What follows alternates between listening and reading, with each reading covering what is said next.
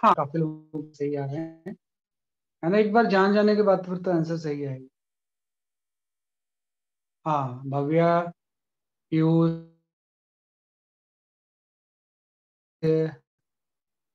रमेश, आप लोग सबके आंसर सही है।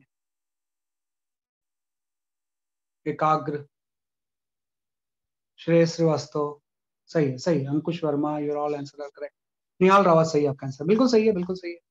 हाँ, सही बताया। हाँ, वो एक्चुअली उसके बिना वो क्वेश्चन में दिया नहीं हुआ, उसके बिना नहीं है। कई बार सोचते हैं कि वो नॉर्मली फैक्चुअल डाटा ये वैसे होता नहीं है ना, क्योंकि ये ऐसा डाटा नहीं जो आपको पता होगा। है ना? सही है ना। जिसकी भी डी ऑप्शंस आए हैं, D for Delhi, that is correct answer. हाँ, कि भाई डी फॉर दिल्ली जिसके भी आंसर आए हैं, that is the correct answer. Sakshi Mishra, सही आपका आंसर, है ना। है ना, ये आपका रहेगा। मनस्वी, सही है ना। कुछ नहीं, इसका था कि भाई ये आपका कोई वायर फ्रेम है, और इसमें आपने क्या किया, एक सो फिल्म बना लिया ऐसे, और इससे वो वेट हैंग कर दिया, और ये वर्टिकल प्लेन में है ना, डब्ल्यू हैंग कर दिया आपने। अभी आपने बोला है कि इसके ऊपर ऊपर फोर्स लग जाएगा, और ये फोर्स कितना होगा, 2 टीएल। ये इंपॉर्टेंट चीज है। अगर 2 टीएल यूज नहीं करोगे फिर गलत हो जाएगा, क्योंकि दो सरफेस है ना। यहाँ से डब्ल्यू इक्वल टू 2 टीएल हो जाएगा अगर एक है ना। टू सरफेस टेंशन की वैल्यू फिक्स होती है, दी होती है 25 × 10⁻³ इंटू लेंथ आपको दिए हुआ है। इस वायर की जो लेंथ थी वो आपकी 0.1 है ना। वायर की लेंथ कितनी थी, बेसिकली आपकी 0.1। तो इससे आप सॉल्व कर लो, है ना। इससे आपका क्या आंसर आ रहा है, है ना। तो इससे आपका आंसर मिल गया था, आंसर, है ना। तो इससे आपका आंसर आएगा, यहाँ कर सकते हैं ऐसे। तो इससे डी फॉर दिल्ली ऑप्शन मिल गया था, है ना। तो एकदम सिंपल सा क्वेश्चन, है ना, सही है। चलो नेक्स्ट क्वेश्चन देखते हैं इसमें।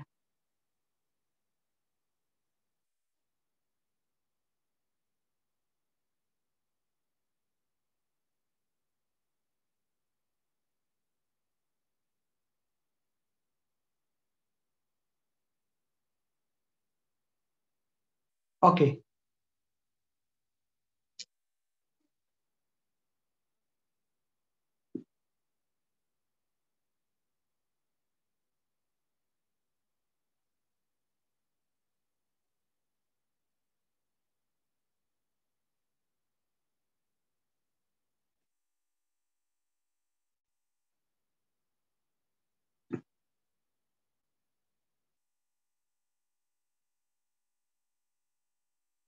All this question.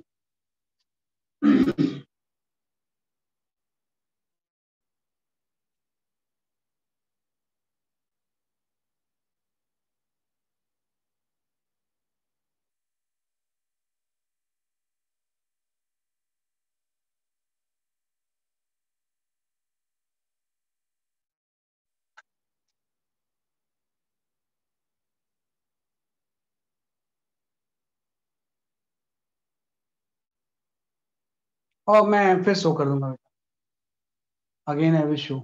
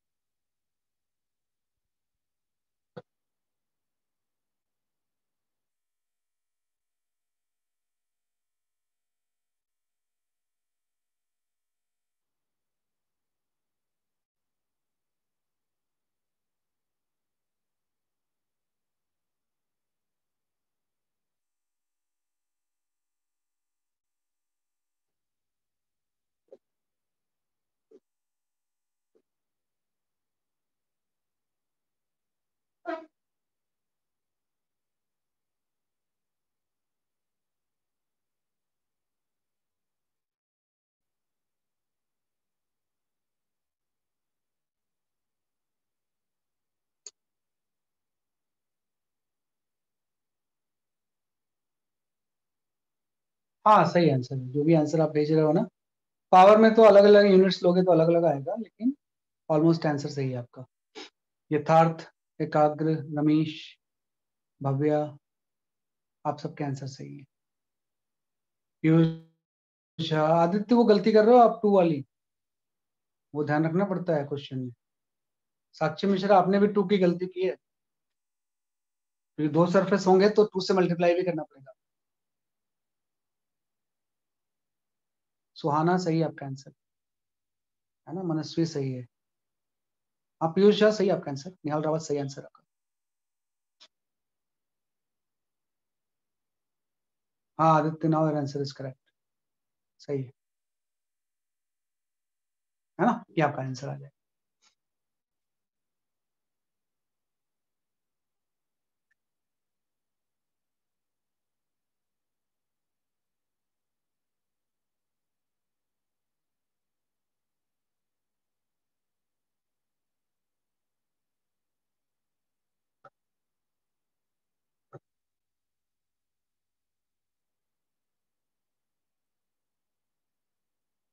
है ना, सही है। इसका जो आंसर है that is the 1.44 into 10 to the power minus 5 joule is the work, है ना, क्या आपका आंसर आ जाएगा, है ना। तो भाई इसका जो आंसर है वो 1.44 के टर्म्स में आ जाएगा, है ना। ये आपका आंसर आ गया, सही आंसर, काफी सभी के सही थे। 1.44 आएगा, है ना। यूनिट्स ध्यान रखना आप इसमें, वो कुछ नहीं इसमें, आपको इस वाटर फिल्म का सरफेस टेंशन दिया हुआ है ना, वो आपको दिया हुआ है 72 into 10 to the power -3 Newton पर मीटर, है ना। कि वाटर फिल्म का सरफेस टेंशन जो है इट हैज बीन गिवन, है ना। और ये फिल्म बनी थी 10 सेंटीमीटर, दो वायर थे, इसके बीच में इतने थे, तो इसके एरिया को मुझे बढ़ाना है ना, कि इसके सेपरेशन को 1 मिलीमीटर से इंक्रीज करना है, तो कितना वर्क करना होगा, मतलब आपको डेल्टा डब्ल्यू निकालना है। तो डेल्टा डब्ल्यू इक्वल टू क्या होता है, टी इंटू डेल्टा ए, और डेल्टा ए की वैल्यू क्या हो जाएगी, T into 2L into delta A, क्योंकि जब इसको 1 मिलीमीटर आप सेपरेशन बढ़ाओगे ना, तो ऊपर वाला एरिया बढ़ेगा, नीचे वाला एरिया, है ना। तो यहाँ पे वैल्यूज आप पुट कर दो, तो 2 इंटू सरफेस टेंशन तो आपका 72 इंटू 10 पावर -3, है ना। एल 10 सेंटीमीटर, है ना। एल की वैल्यू 10 सेंटीमीटर में 0.1 मीटर, और 1 मिलीमीटर से बढ़ाना है, कितना है उससे मतलब नहीं है, कितना चेंज हुआ वो बढ़ाना है। तो 1 मिलीमीटर से बढ़ाना है, तो 1 इंटू कितना हो जाएगा आपका 10 to the power -3, तो इसको सॉल्व करेंगे, है ना। तो इसको सॉल्व करोगे तो आपका ये वाला काम, है ना, इतना एडिशनल वर्क करना, 1.44 इंटू 10 पावर -5, है ना। तो इसलिए हम इसको सॉल्व कर सकते हैं, है ना, ये आपका right। सर इसमें भी दो सरफेस थे। हाँ बेटा, हमेशा जब भी फिल्म वर्ड यूज होगा ना, हमेशा कोई फिल्म जब बनेगी तो उसमें दो सरफेस ही,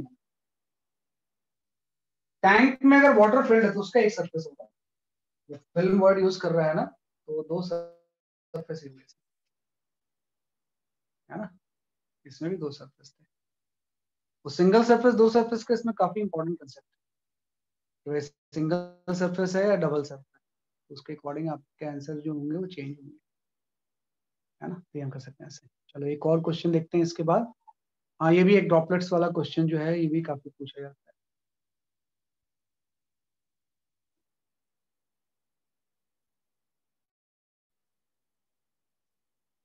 नहीं, दो ही सरफेस होंगे, दो से ज्यादा तो नहीं हो सकते।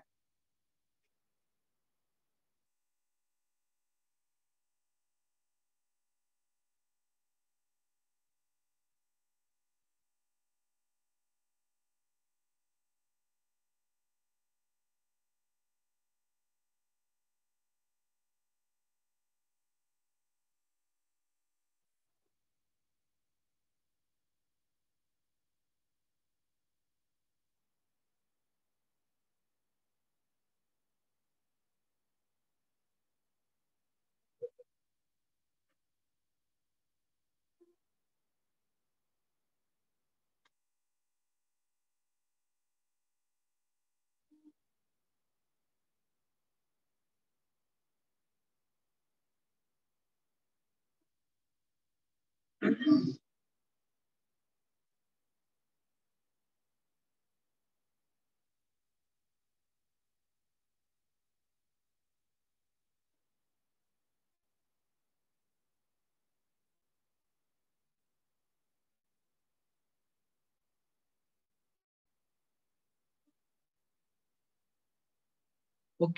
आप जो आंसर दे रहे हो एक्चुअली मेरे न्यूमेरिकल वैल्यूज मुझे नहीं पता, फिर भी आप चाहे ट्राई करो, फिर मैं आपको बता दूंगा तो आपको समझ आ जाएगा।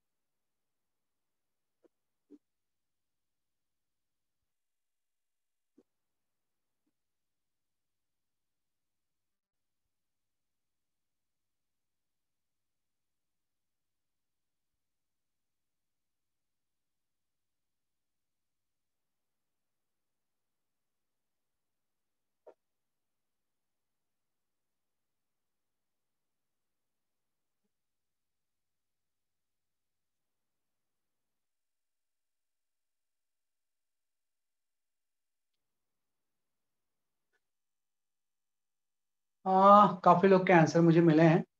मैं एक्चुअली इसलिए चेक नहीं कर पाऊंगा क्योंकि मुझे न्यूमेरिकल वैल्यूज की नहीं पता है, एक्सप्रेशंस पता है ना। चलो कोई नहीं, आप लोग ट्राई कर लिया आपने, मैं आपको बताता हूँ क्या चीज़ है। नहीं, न्यूमेरिकल वैल्यू मुझे नहीं पता है इसकी, मुझे एक्सप्रेशंस के टर्म्स में इसका आंसर पता है। मैं एक्सप्लेन करता हूँ, है ना। क्या होता है एक्चुअली, दो कॉन्सेप्ट होते हैं कि भाई क्या होता है कि जैसे बड़ा कोई ड्रॉप है ना, यहाँ पे कोई इस तरह से बड़ा ड्रॉप, कोई भी मरकरी या किसी भी चीज का बड़ा ड्रॉप बना हुआ है, इसकी रेडियस सपोज कैपिटल, इसको हम स्प्रे करके स्मॉल ड्रॉपलेट में कन्वर्ट करना चाहते हैं, छोटे छोटे इसके ड्रॉपलेट्स बनाना चाहते हैं बहुत सारे, जैसे इसने 10 to 6 बोला हुआ है ना। फिर ड्रॉप जो है ये एन ड्रॉपलेट्स में कन्वर्ट है ना, एन कुछ भी हो सकता है एन ड्रॉपलेट्स में, जैसे एन की वैल्यू इसमें 10 to 6 दी हुई है। तो जब किसी बड़े ड्रॉप को स्प्रे करके ड्रॉपलेट्स में कन्वर्ट करते हैं, then energy is required, energy required है ना। इसी का ये उल्टा होता है कि बहुत सारे ड्रॉपलेट्स मिलके अगर एक बड़ा ड्रॉप बनाते हैं, भाई यहाँ पे बहुत सारे इस तरह से ड्रॉपलेट्स हैं, दोनों में कॉन्सेप्ट सेम है ना, ये सारे कंबाइंड होके एक ड्रॉप में कन्वर्ट, ऐसा एक बड़ा ड्रॉप इसमें बनाते हैं। दोनों चीज हो सकता है कि आप स्प्रे करके बड़े ड्रॉप को ड्रॉपलेट्स में कन्वर्ट कर रहे हो, ड्रॉपलेट्स कंबाइन होके एक बिगर ड्रॉप बना रहे हैं। तो इस केस में उसमें एनर्जी रिक्वायर्ड होती है, इसमें एनर्जी रिलीज होती है। इस पूरे प्रोसेस में क्या होता है, जैसे कि आपकी एनर्जी रिलीज होती है ना, एनर्जी रिलीज होगी तो जो बड़ा ड्रॉपलेट बनेगा हो सकता है इसका टेम्परेचर इंक्रीज हो, इसका टेम्परेचर कई बार बढ़ जाता है इस एनर्जी को, है ना। तो ऐसा होता क्यों है कि भाई ये एनर्जी रिक्वायर्ड है, वो कौन सी एनर्जी चाहिए होगी, और जो एनर्जी रिलीज हो रही है वो कौन सी एनर्जी है ना। तो एक्चुअली वो difference in surface energy, energy जो रिक्वायर्ड होगी ये आपकी हो जाएगी डेल्टा ई, है ना, डिफरेंस इन सरफेस एनर्जी। जो सरफेस एनर्जी का डिफरेंस होगा, डिफरेंस इन सरफेस एनर्जी, फिर पहले कुछ सरफेस एनर्जी अलग थी, बाद में कुछ अलग होगी, दोनों का डिफरेंस रिक्वायर्ड होगा। पहले सरफेस एनर्जी ज्यादा थी, बाद में कम हो गई, तो डिफरेंस डिक्रीज हो गई, तो डेल्टा ही आपको निकालना है। आप देखो इसमें क्या होगा कि पहले तो मैं इसका सरफेस एनर्जी निकालूंगा, तो जो इनिशियल सरफेस एनर्जी होगा वो आपका आ जाएगा टी इंटू इसका सरफेस एरिया। अभी आपने पढ़ा कि सरफेस एनर्जी जो होता है वो टी इंटू एरिया होता है, तो इसका सरफेस एरिया आपका हो जाएगा 4 पाई आर। इनिशियल सरफेस एनर्जी इतनी होगी, जो फाइनल सरफेस एनर्जी होगी इस ड्रॉपलेट्स की, तो इसके रेडियस को आप एज्यूम कर लो, इसका एक ड्रॉपलेट्स का जो रेडियस है वो सपोज स्मॉल आर, तो ई फाइनल की जो वैल्यू होगी वो T into 4 pi into small r square होगी। लेकिन आपको क्या है, ये तो एक की है ना, ऐसे से एंड ड्रॉपलेट्स है, तो एन से मल्टीप्लाई भी करेंगे। हाँ, एन से हम क्या करते हैं, जैसे कि आपको मल्टीप्लाई भी करते हैं। वही चीज है कि इसका डिफरेंस ही एनर्जी रिक्वायर्ड होगा। यहाँ से डेल्टा ई की वैल्यू आ गई, डेल्टा ई की वैल्यू हो जाएगी ई फाइनल माइनस ई इनिशियल। ये आपको हो जाएगा एन टी इंटू 4 पाई r² minus T into 4 pi into capital R square, है ना। ये डिफरेंस ही एनर्जी रिक्वायर्ड होगा। और प्रॉब्लम ये है कि इसमें क्वेश्चन में जो रेडियस दी हुई है वो 1 सेंटीमीटर दिया हुआ है, कैपिटल आर दिया हुआ है, स्मॉल आर नहीं दिया हुआ है। तो कैपिटल आर और स्मॉल आर रिलेशन होगा ना, वॉल्यूम कंजर्व कर लो कि भाई कैपिटल आर और स्मॉल आर में हम रिलेशन निकाल सकते हैं कंजर्वेशन ऑफ वॉल्यूम से, कि भाई वॉल्यूम में तो कंजर्व हुआ है, तो 4/3 पाई r³ इसका वॉल्यूम होगा। और यही वॉल्यूम इस सब में डिस्ट्रीब्यूट हो गया है।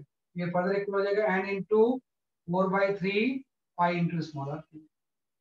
यहाँ से 4/3 पाई क्या हो जाएगा, कैंसिल हो जाएगा। यहाँ से स्मॉल आर की वैल्यू आ जाएगी, है ना। स्मॉल आर की वैल्यू हो जाएगी capital R divided by n की पावर 1, है ना। स्मॉल आर और कैपिटल आर रिलेशन आ गया। स्मॉल आर और कैपिटल आर में हमने क्या निकाल लिया, जैसे कि आपका रिलेशन निकाल लिया, है ना। तो स्मॉल आर और कैपिटल आर में आपका ये रिलेशन है। इस स्मॉल आर को आप यहाँ पुट कर दो, है ना। तो अल्टीमेटली आपका एक एक्सप्रेशन आ जाएगा। वो जो एक्सप्रेशन है वो मैं लिख देता हूँ कि चाहे एनर्जी रिलीज हो रही है रिक्वायर्ड है, बस प्लस माइनस के तो फर्क होगा। तो ये एक्सप्रेशन आपका ये है, जो डेल्टा ई होगा उसकी वैल्यू हो जाएगी 4 पाई r² इंटू टी, है ना। 4 पाई r² into T into n की पावर, है ना। चेक करो 2/3 आ रही है 1/3 आ रही है, 2/3 माइनस 1 होगा शायद। चेक करो देखो, ये सही है आंसर। मेरे पास ये आंसर लिखा हुआ है। सर यहाँ पे हम इनको स्फीयर ट्रीट कर रहे हैं, ड्रॉप। हाँ, ड्रॉप तो स्फीयर ही होंगी, वो तो सरफेस टेंशन की प्रॉपर्टी से ड्रॉपलेट्स या ड्रॉप स्फेरिकली होती है। ठीक है, सही आंसर लिखा है मैंने। एक मिनट चेक कर लेना जरा से। सही है। हाँ सही है क्या? हाँ चेक कर लो बस, है ना। तो ये आपका आंसर आ गया। इसमें आप वैल्यूज पुट कर दो जो डाटा दिया हुआ है ना। आपको कैपिटल आर 1 सेंटीमीटर दिया हुआ है, टी दिया हुआ था, n 10 टू पावर 6 दिया हुआ है। तो इतने अमाउंट की एनर्जी रिक्वायर्ड भी होगी, इतने अमाउंट की एनर्जी रिलीज भी होगी, दोनों एक ही चीज है। ध्यान रखना किस तरह से, है ना। तो सरफेस एनर्जी का डिफरेंस हो जो कि रिक्वायर्ड या रिलीज हो, है ना। किस तरह से हम कर सकते हैं, है ना। ध्यान रखना किसके टर्म्स में आंसर आप निकाल दो। कैपिटल आर बड़े का है, स्मॉल आर छोटे का है। कई बार स्मॉल आर के टर्म्स में आंसर किया होता है, तो कन्वर्जन से हम कर सकते हैं। इस तरह से हम इसको क्या करेंगे,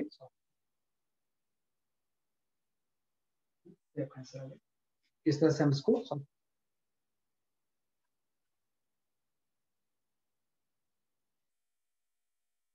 ठीक है, चलो, है ना। तो ये मैंने थोड़ा सा ड्रॉप एंड ड्रॉपलेट्स का कंसेप्ट क्लियर कर लिया। अब एक चीज और आती है ना, जो कि थ्योरेटिकली ही इंपॉर्टेंट है, that is the access pressure inside a liquid drop,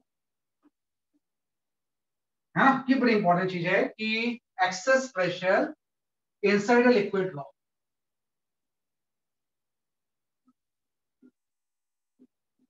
access pressure inside a liquid drop, कोई भी अगर लिक्विड ड्रॉप होगा तो उसके अंदर एक्सेस प्रेशर कितना होगा, इसका मतलब समझना क्या होता है। होता क्या है कि जब कोई ड्रॉप फॉर्म होगा, हाँ, लिक्विड का ड्रॉप, ये सो बबल नहीं, ये लिक्विड का ड्रॉप है। तो जब कोई ड्रॉप फॉर्म होगा तो अपने एरिया को कम करने की कोशिश करेगा। तो जब अंदर एरिया को कम करने की कोशिश करेगा ना, तो अंदर का जो लिक्विड होता है उसको कंप्रेस करता है। उसको क्या करता है, जैसे आपका कंप्रेस करता है। जैसे कोई भी अगर लिक्विड ड्रॉप ऐसे बना हुआ है ना, कि अगर लिक्विड ड्रॉप है तो लिक्विड ड्रॉप में हमेशा सिंगल सरफेस होता है। इसमें क्या हो जाएगा, सिंगल सरफेस। ये कोई फिल्म थोड़ी है, अंदर तो पूरा लिक्विड है भरा हुआ, सिर्फ एक ही सरफेस तो है ना। लिक्विड ड्रॉप में क्या होगा, जैसे आपका एक ही सरफेस, तो जब भी कोई लिक्विड ड्रॉप इक्विलिब्रियम में होता है ना, तो अंदर और बाहर का प्रेशर सेम नहीं होता है ना। अब तक जो हम करते थे ना ये सारी चीजें में, हम सरफेस टेंशन को नेग्लेक्ट करते थे, है ना। जो फ्लूइड स्टैटिक्स एंड डायनामिक्स पढ़ रहे थे उसमें सरफेस टेंशन की बात नहीं करते, अब हम नेग्लेक्ट नहीं कर रहे हैं। तो आप ध्यान रखना कि इसमें क्या होगा, जैसे लिक्विड ड्रॉप फॉर्म हुआ किसी आर रेडियस का, है ना, तो इसके इनसाइड का प्रेशर कुछ अगर पी है, आउटसाइड का तो एटमॉस्फेरिक ही होगा, है ना। तो पी और पी नॉट इक्वल नहीं होते हैं, बल्कि पी की हमेशा वैल्यू जो होती है वो पी नॉट से ज्यादा होती है। इनसाइड में प्रेशर ज्यादा होता है, आउटसाइड का प्रेशर क्या होता है, जैसे कि आपका कंप्रेस में लिख रहा हूँ, एक्सेस प्रेशर इनसाइड है लिक्विड ड्रॉप। ये लिक्विड के अंदर में जब ये फॉर्म होगा ना, तो अंदर के लिक्विड को कंप्रेस करता है, तो उस कंप्रेशन की वजह से अंदर का प्रेशर बाहर से क्या होता है, जैसे कि आपका ज्यादा। सिंपल चीज है कि इनसाइड प्रेशर आउटसाइड से ज्यादा होगा, लेकिन निकालना होता है ना। इसको हम कई बार ये भी बोल सकते हैं कि pressure on concave side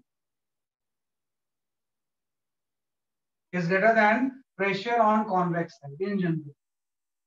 way अंदर के साइड कॉन्वेक्स कॉन्केव है, बाहर कॉन्वेक्स है। कॉन्केव साइड का प्रेशर कॉन्वेक्स साइड से क्या होता है, ज्यादा। अब कितना ज्यादा होगा ये आपको निकालना है कि what is the difference between the P and P not, कितना होगा। तो इसके लिए सिंपल सी हम थ्योरी यूज करते हैं, एकदम ध्यान रखना आप। थोड़ा सा मैं इसको बड़ा करके बनाता हूँ, है ना। ये थोड़ा सा इस ड्रॉप को मैं बड़ा करके बनाता हूँ कि डेरिवेशन है वे excess pressure inside liquid drop कितना होगा, है ना। तो सिंपल सा ऐसा हो जाएगा कि जैसे बड़ा करके आप लिक्विड ड्रॉप ऐसे बनाओ, जैसे, है ना। हम यही जानना चाहते हैं कि इसके अंदर एक्सेस प्रेशर कितना होगा। स्फेरिकल ड्रॉप है ना, पूरा अंदर में लिक्विड भरा हुआ है ना। तो क्या होता है ना कि एक्चुअली में जैसे मैं कोई बॉल जैसे लेता हूँ, क्रिकेट की बॉल होती है जो लेदर वाली, तो बीच में एक सीम जैसी चीज होती है ना, यहाँ पे स्टिचिंग होती है। तो मैंने क्या किया ना, यहाँ पे इस तरह से कोई पेरिफेरी ले ली, इसको सिस्टम ले लिया, इसके सरफेस को, बीच वाली को, है ना। तो आपको पता है कि जब सरफेस पे हमेशा सरफेस टेंशन की वजह से फोर्स लगता है, तो इस पूरे लेंथ में जहाँ पे, जैसे मैंने बोला क्रिकेट बॉल का एग्जांपल दिया है कि क्रिकेट बॉल में जहाँ पे इस तरह से स्टिचिंग होती है, उसको अगर मैं सिस्टम ले लूँ, उस जैसा कोई चीज यहाँ पे एक लाइन में सिस्टम ले लूँ, तो इस लाइन में दोनों तरफ से फोर्स लगेगी। आपको पता है सरफेस टेंशन की वजह से जो फोर्स लग जाएगा ना, इस लाइन के दोनों तरफ, आइदर साइड एक स्ट्रेचिंग फोर्स लगता है हमेशा, इसी को तो हम सरफेस टेंशन बोलते हैं। तो चूंकि अगर हम पूरे को सिस्टम ले लें, तब तो जितना फोर्स राइटवर्ड लग रहा है उतना लेफ्टवर्ड लग जाएगा, पूरे के लिए इंटरनल हो जाएगा, तो हम तो कुछ निकाल ही नहीं सकते। पूरे को सिस्टम लेने से कोई फायदा नहीं होगा आपको। तो मैं क्या करता हूँ ना, ये जो आपका लिक्विड ड्रॉप था, इसकी किसी एक साइड को सिस्टम ले लेता हूँ। मैं सपोज सिस्टम ले रहा हूँ आपका इसके लेफ्ट साइड कि हाफ स्फीयर को मैंने सिस्टम ले लिया। अब जैसे मैं हाफ स्फीयर को सिस्टम ले लूंगा, अब राइट वाला फोर्स तो कुछ होगा नहीं, हाँ भाई, जो सॉरी इसमें, इसको अगर मैं लेफ्ट हाफ को सिस्टम लूंगा, तो राइट वाला साइड का फोर्स इसको पुल करेगा अपनी तरफ, सरफेस टेंशन की वजह से इसके ऊपर एक फोर्स लग जाएगा ना राइट साइड, हाँ भाई। जैसे मैंने इसके राइट साइड को लिया, लेफ्ट साइड को लिया सिस्टम, तो राइट साइड फोर्स कर रहा है, अगर राइट साइड को लेते तो लेफ्ट को लगता है, जो भी सिस्टम होगा उससे आगे फोर्स लगता है, एक राइटवर्ड डायरेक्शन में कुछ फोर्स लगेगी, और ये फोर्स कितना होगा हम निकाल सकते हैं कि अगर इसकी रेडियस आर है तो ये फोर्स टोटल आपका हो जाएगा T into two pi r, है कि अगर आर इसकी लेंथ है तो पेरीफेरी पे पूरे को फोर्स लगेगा, तो लेंथ टू पाई आर हो गई और सरफेस टेंशन टी है। अब T into two pi r rightward लग रहा है, तो अगर ये चीज इक्विलिब्रियम में है, इसका पूरा अगर इक्विलिब्रियम में, तो आप भी इक्विलिब्रियम में, तो कोई ना कोई फोर्स लेफ्टवर्ड भी लगना चाहिए। लेफ्टवर्ड कौन सा फोर्स लगेगा, लेफ्टवर्ड प्रेशर डिफरेंस वाला फोर्स लगता है, हम बोलेंगे लेफ्टवर्ड कौन सा फोर्स लग जाएगा, प्रेशर डिफरेंस वाला। इसके अंदर का प्रेशर अगर पी है और बाहर पी नॉट है, तो पी की वैल्यू पी नॉट से क्या होगी, ज्यादा। तो जो difference in pressure delta P होगा, पी माइनस पी नॉट, इसकी वजह से फोर्स लेफ्टवर्ड लग जाएगा, तो एक फोर्स लेफ्टवर्ड लग जाएगा, वो हो जाएगा प्रेशर डिफरेंस इनटू एरिया। अब एरिया हम कौन सा एरिया लेंगे, जैसे सरफेस टेंशन वाले फोर्स को बैलेंस करने वाला प्रेशर डिफरेंस को हम एरिया से मल्टीप्लाई करेंगे। आपको पता है प्रेशर की वजह से जो एरिया लेते हैं वो प्रोजेक्टेड एरिया, तो सेमी स्फीयर का जो प्रेडिक्टेड एरिया होगा वो तो पाई आर स्क्वायर ही होगा, है ना? भाई सरफेस टेंशन वाला force T into 2 pi r rightward लग गया, इसको प्रेशर डिफरेंस वाला फोर्स लेफ्टवर्ड लग गया, और प्रेशर डिफरेंस इंटू हम यहाँ पे मल्टीप्लाई करेंगे प्रेडिक्टेड एरिया। ये फोर्स इस फोर्स को क्या करना चाहिए बैलेंस, तभी तो इक्विलिब्रियम में। पर पूरे को अगर हम ले लें तब तो ये इंटरनल हो जाएगा, लेकिन एक हाफ को लेंगे तो इस फोर्स को बैलेंस करने वाला कोई फोर्स तो चाहिए, तो प्रेशर डिफरेंस वाला होता है। तो अगर हम बोलेंगे कि इस लिक्विड ड्रॉप की अगर हम इक्विलिब्रियम की बात करें, एट इक्विलिब्रियम, है ना, कि अगर हम बात करें कि इक्विलिब्रियम में आ गया है, तो इक्विलिब्रियम में आने का मतलब है कि जो ये वाला फोर्स होगा delta P into pi r square, ये इक्वल हो जाएगा टी इंटू 2 पाई आर। यहां से जो टर्म कैंसिल होंगे वो कैंसिल हो जाएंगे, तो यहां से आपके प्रेशर डिफरेंस की वैल्यू होती है, प्रेशर डिफरेंस की वैल्यू होती है 2T बाई आर। ये आपको प्रेशर डिफरेंस की वैल्यू कितनी हो जाएगी आपकी 2T बाई आर। अगर कोई स्फेरिकल ड्रॉप है ना, अगर स्फेरिकल ड्रॉप है तो इसका प्रेशर डिफरेंस ही होगा, भाई अंदर का प्रेशर बाहर के प्रेशर से ज्यादा है, और वो प्रेशर डिफरेंस की वैल्यू किसकी इक्वल हो जाएगी 2T बाई आर, है। तो ये बड़ी इंपॉर्टेंट चीज होती है, प्रेशर डिफरेंस कितना होता है 2T बाई आर। ये इन जनरल हम बोल सकते हैं कि कॉन्केव साइड का प्रेशर कॉन्वेक्स साइड से ज्यादा होगा, और इन दोनों का जो डिफरेंस होगा इसकी value 2T by r for spherical surface, for spherical surface.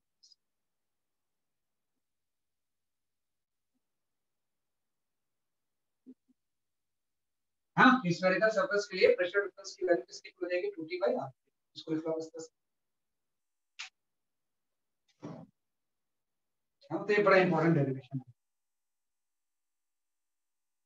ना, भाई इक्विलिब्रियम में ये सर ये फोर्सेस क्या होंगे, किस चीज की वजह से हुआ है प्रेशर डिफरेंस क्रिएट?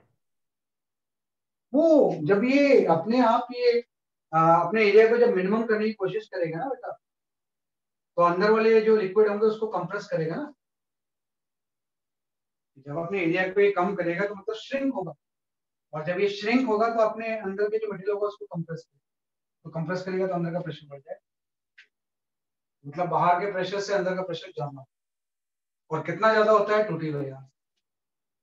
थोड़ा सा आपको थ्योरी भी पढ़नी पड़ेगी, और भी थोड़ा सा मॉड्यूल या किसी भी टेक्स्ट बुक से पढ़ लो, एनसीईआरटी में तो नहीं दिया हुआ है ज्यादा, मॉड्यूल या किसी और दूसरी बुक से पढ़ लो। सर हमने राइटवर्ड फोर्स में 2 पाई आर भी कंसीडर करा एरिया। वहां पे सर राइटवर्ड फोर्स की वैल्यू T इंटू एल होती है, तो T तो सरफेस टेंशन है, और कितने लेंथ में वो फोर्स लग रहा है, पूरे पेरिफेरी पे लग रहा होगा टेंजेंशियल, तो पेरिफेरी लेंथ की वैल्यू 2 पाई आर, तो राइटवर्ड फोर्स हो जाएगा, है ना। कि अगर मैं इसको तो मैं सिस्टम ले रहा हूँ, तो इसके सरफेस टेंशन का लूंगा नहीं, इस सिस्टम के ऊपर राइट हाफ कुछ सरफेस टेंशन की वजह से फोर्स लग रहा है ना, भाई लेफ्ट को राइट हाफ फोर्स लगा रहा होगा, राइट को लेफ्ट हाफ लगा रहा होगा। अगर पूरे को सिस्टम में तब तो इंटरनल हो जाएगा, लेकिन एक हाफ के लिए तो एक्सटर्नल हो जाएगा ना, और वो हो जाएगा T इंटू एल, तो T इंटू ये पेरिफेरी 2 पाई आर। अब ये फोर्स राइटवर्ड लग रहा है, तो कोई ना कोई फोर्स तो उसको बैलेंस करेगा, वो फोर्स कौन सा हो जाएगा प्रेशर डिफरेंस का। प्रेशर डिफरेंस को हम एरिया से मल्टीप्लाई करते हैं, लेकिन एरिया आपका इक्वल एरिया थोड़ी होता है, ये कौन सा एरिया होता है pressure area, pi r square से मल्टीप्लाई कर दिया। इक्विलिब्रियम में दोनों क्या होना चाहिए बैलेंस, सारा इक्विलिब्रियम ही है ना, इक्विलिब्रियम की कंडीशन से ही सारा कुछ आता है। अगर पूरा सिस्टम इक्विलिब्रियम में है तो उसके एक पार्ट भी इक्विलिब्रियम में है, उसके एक हाफ के लिए मैंने इक्विलिब्रियम लगा। तो स्फेरिकल सरफेस में अगर कोई भी कॉन्केव सरफेस है तो उसके प्रेशर हमेशा कॉन्वेक्स से ज्यादा है, और उसका जो डिफरेंस होगा वो किसके इक्वल हो जाएगा 2T बाई आर। हाँ, मैं भी और थोड़ा सा इसको एक्सप्लेन करता हूँ।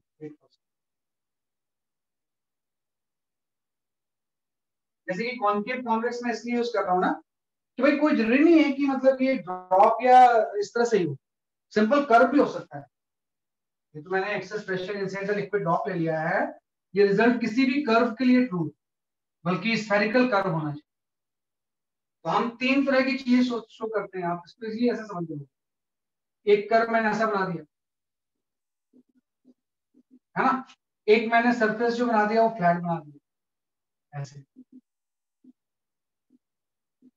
है ना। मैं तीन तरह से लिक्विड सरफेस बनाया, एक तो इस तरह से कॉनकेव, एक फ्लैट, और दूसरा मैं यहाँ पे इस तरह से कॉन्वेक्स बना देता हूँ। एक जो सरफेस बन रहा है किसी लिक्विड का वो आपका इस तरह से बन रहा है। ये तीन अलग अलग नेचर के लिक्विड सरफेस है ना, ये इस तरह से और इस तरह से। तो हमारा ये बोलना होता है कि इस सरफेस के जस्ट ऊपर अगर प्रेशर P1 है और इसके जस्ट अंदर अगर प्रेशर P2, तो P2 और P1 इक्वल नहीं हो।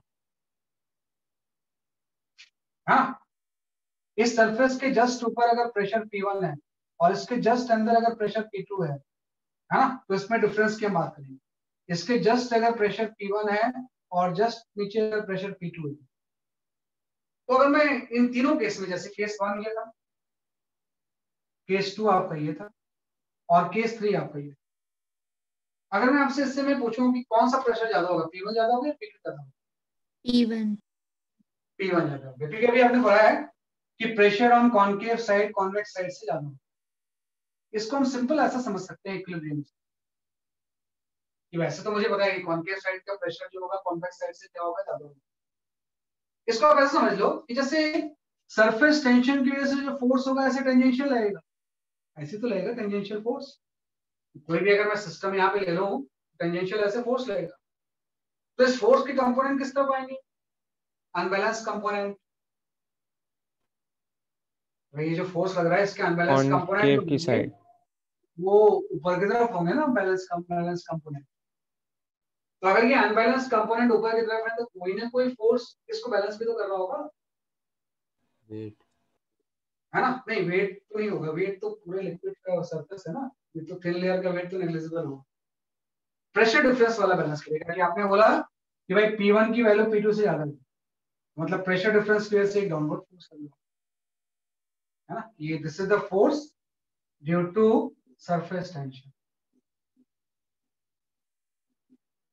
अब इस सरफेस टेंशन की वजह से फोर्स को कुछ ना कुछ तो बैलेंस करेगा। तो क्या करेगा, हम बोल रहे हैं P1 की वैल्यू P2 से ज्यादा है, यहाँ पे force due to pressure difference है, ड्यू टू प्रेशर डिफरेंस। हाँ, वो इक्विलिब्रियम तभी मेंटेन हो, वही ये भी चीज है कि सरफेस टेंशन वाले फोर्स को प्रेशर डिफरेंस वाले फोर्स से बैलेंस कर दिया। अगर इसमें P1 P2 में क्या रिलेशन होगा, अगर ये फ्लैट सरफेस है तो, अगर ये फ्लैट सरफेस तो क्या डिफरेंस होगा? P1 हाँ, equals to P2. इक्वल होंगे, इसमें इक्वल होंगे। P1 P2 क्या होंगे, इसमें इक्वल होंगे, क्योंकि आपको पता है सरफेस टेंशन वाला फोर्स तो ऐसा लगेगा ना हॉरिजॉन्टल, वर्टिकल डायरेक्शन में किसी फोर्स को बैलेंस करने की जरूरत नहीं, हॉरिजॉन्टल तो अपने आप ही कैंसिल हो जाएगा। अगर कर्व बनेगा तब तो उसका कंपोनेंट ऊपर की तरफ आएगा, अगर ये हॉरिजॉन्टल है तो सरफेस टेंशन वाला फोर्स क्या हो जाएगा, बैलेंस। तो इसमें प्रेशर डिफरेंस की जरूरत ही नहीं है, तो इसमें लिक्विड के जस्ट बाहर और अंदर प्रेशर सेम है, जस्ट बाहर, एक थिन लेयर के माइक्रोमीटर में भी हो सकती है, जस्ट बाहर और अंदर, है ना। हम डेप्थ की तो बात ही नहीं कर रहे, इसके अंदर जाएंगे तो फिर रोजियस से प्रेशर बढ़ेगा, लेकिन हम तो जस्ट अंदर बाहर की बात। इसमें भी आप देख लो, इसमें कौन सा ज्यादा होगा, P2 P1 ज्यादा होगा, P2 ज्यादा? हाँ, P2 will P2. be, इसमें भी रीजन वही है कि इसमें भी सरफेस टेंशन की वजह से फोर्स ऐसा लगेगा, तो सरफेस टेंशन की वजह से जो फोर्स है वो डाउनवर्ड है, तो इसको कोई अपवर्ड फोर्स बैलेंस करना चाहिए, तो प्रेशर डिफरेंस की वजह से फोर्स किस तरफ जाएगी, मतलब P2 की वैल्यू P1 से ज्यादा हो। तो जब भी फ्लैट की बजाय कोई कर्व चीज बन जाए, तो इन जनरल मैंने बोला है कि प्रेशर ऑन कॉन्केव साइड की value pressure on convex side से ज्यादा होती है, greater than pressure on convex side. In general ऐसा होता है कि प्रेशर ऑन कॉन्केव साइड जो होगा कॉन्वेक्स साइड से क्या होगा, ज्यादा होगा, तभी वो सरफेस टेंशन वाले फोर्स को क्या करेगा, बैलेंस करेगा। तो सरफेस टेंशन की प्रॉपर्टी की वजह से एक प्रेशर डिफरेंस भी अराइज होता है ना, कि सरफेस टेंशन की प्रॉपर्टी की वजह से एक प्रेशर डिफरेंस भी क्या होगा, अराइज होगा, है ना। तो जस्ट एक चीज और बस है, जैसे कि मैंने एक्सेस प्रेशर जो लिया है लिक्विड ड्रॉप के अंदर लिया, कई बार आपसे पूछते हैं कि what is the excess pressure inside a soap bubble? What is the excess pressure inside a soap bubble? इसमें आपसे ये पूछा जाता है कि what is the excess pressure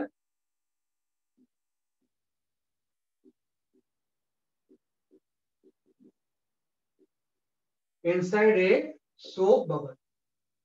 liquid drop and soap bubble में एक फंडामेंटल डिफरेंस है. लिक्विड ड्रॉप में सिंगल सरफेस होगा, सोप बबल में डबल सरफेस. Double surface. हाँ, जैसे लिक्विड ड्रॉप जब आप बना रहे हो तो आप बोल रहे थे अंदर तो पूरा लिक्विड है, हाँ, बाहर एयर है, एक सरफेस है. लेकिन जब आप सोप बबल बनाओगे तो सोप बबल तो ऐसा बनाओगे ना उसमें, ये सोप बबल में एक थिन सोप की लेयर होगी ऐसे, एक थिन की वजह से आपकी सोप की लेयर हो जाएगी. भाई एक थिन सोप की लेयर होगी, अंदर भी एयर बाहर भी एयर. इसके अंदर भी एयर होगा और बाहर भी एयर होगा. किसी भी सोप बबल में ऐसे तो होता है. सोप बबल जो आप ब्लो करते हो ऐसे, कई बार आप केमिकल से ब्लो नहीं करते हो, जो वो बबल इस तरह से मूव करता है तो अंदर में भी एयर होती है, बाहर भी एयर होती है, बीच में एक थिन लेयर ऑफ सोप. तो कोई भी सोप बबल होगा तो उसमें डबल. तो जब डबल सरफेस होंगे तो आपका ध्यान दो, सोप बबल के अंदर भी एक्सेस प्रेशर होगा, लेकिन वो टूटी बाई आर नहीं बल्कि 40/R. टूटी बाई आर नहीं बल्कि क्या हो जाएगा, 40/R हो जाएगा. इससे हो जाएगा जैसे मैंने इसके एक हाफ को सिस्टम ले लिया ऐसे, हाँ, जैसे मैंने इसके किसको ले लिया, लेफ्ट हाफ को सिस्टम ले लिया, तो आपको तो एक तो बाहर वाली में फोर्स लगेगा, बाहर वाले सरफेस में, और एक अंदर वाले में तो लगेगा. जो टोटल फोर्स राइटवर्ड लगेगा वो T इंटू 2πr तो होगा, इंटू 2 भी हो जाएगा. ये ध्यान, T इंटू 2πr बाहर वाले में, T इंटू 2πr अंदर वाले, तो टोटल फोर्स इतना. और इसको प्रेशर डिफरेंस वाला फोर्स बैलेंस करेंगे, ये आपको ये delta P into πr square. तो अगर हम सोप बबल के लिए इसको अप्लाई करें तो हम देख सकते हैं delta P into πr square balance करेगा 4T इंटू πr. जो टर्म कैंसिल हो रहे हैं वो कैंसिल कर देते हैं. यहां से प्रेशर डिफरेंस की वैल्यू आ जाएगी 40. हाँ, तो एक्सेस प्रेशर सोप बबल में जो होता है वो डबल होता है. लिक्विड ड्रॉप में 20/R, सोप बबल में कितना हो जाएगा, सर आपका 40/R के बीच में हो सकता है. थोड़ा सामने एक्सेस प्रेशर और सारी चीजें इक्विलिब्रियम को मेंटेन करने के लिए मैकेनिक्स वाइज इक्विलिब्रियम ही है इसमें. मैकेनिक्स वाइज क्या चीज इंपॉर्टेंट है, इसको लिख लो. फिर थोड़ा सा रिवाइज कर लेना, कल का लेक्चर इसी के ऊपर बेस्ड. कल भी surface tension he continue.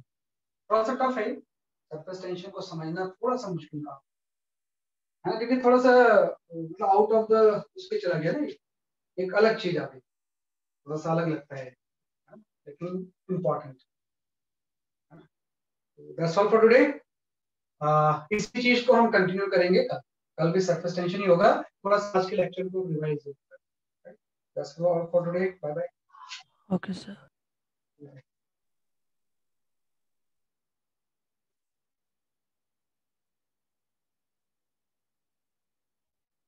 Thank you. Bye bye. Thank you sir. Sir हाँ बोलो बेटा. सर आप हाँ, एक बार लास्ट टाइम बोर्ड दिखा दीजिए.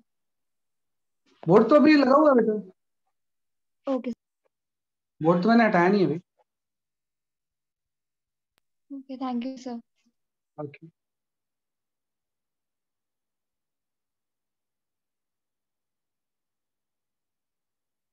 मुझे पता होता है लास्ट तक थोड़ा सा बच्चे लिखते हैं, इसको बोर्ड नहीं हटा दूंगी.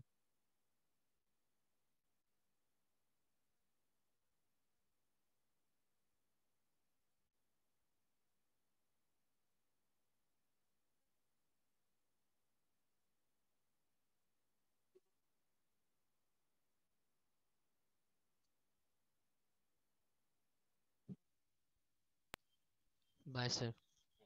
बाय.